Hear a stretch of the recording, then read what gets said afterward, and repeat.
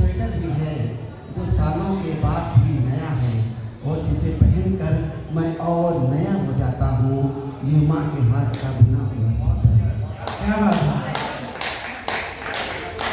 कपड़े जवानी के बाद भी छोटे पड़ते हैं जब लंबाई की जगह चौड़ाई पड़ती है, लेकिन माँ का बुना स्वेटर कभी छोटा नहीं पड़ता।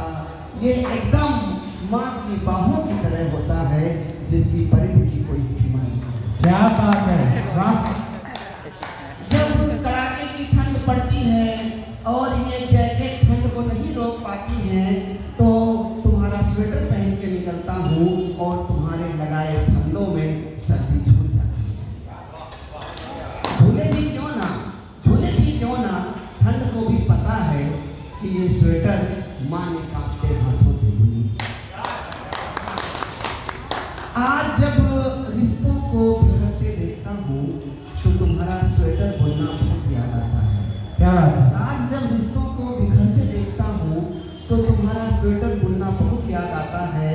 एहसासों का ऊन लेकर ममता और धैर्य की दो सलाइयों से तुम जीवन को बुन देती थी और कहती थी कि खाली हूँ, स्वेटर बुन रही हूँ।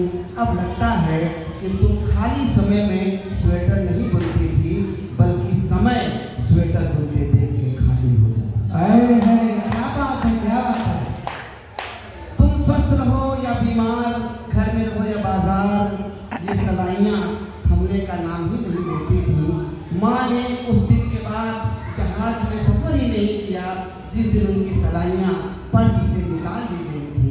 सलाइयों को ऊंचाइयों का अनुशासन नहीं था। अरे क्या बात है। मैं हर विशेष मौके पर माँ की स्वेटर को पहनता हूँ जिसके कुछ फंदे उधड़ गए हैं। एक इंटरनेशनल कॉन्फ्रेंस में सूट बूट टाई वाले मुझे देख के हंस रहे थे, मैं उन पर हंस रहा था।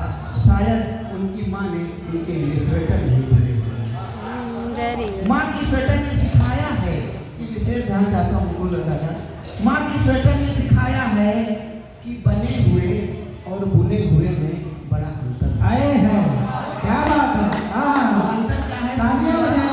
माँ की स्वेटर ने सिखाया है कि बने हुए और बुने हुए में बड़ा अंतर होता है। बना हुआ सलीके से बनता तो है लेकिन उधरता बेतरतीब है, बुना हुआ उधरता भी सलीके से।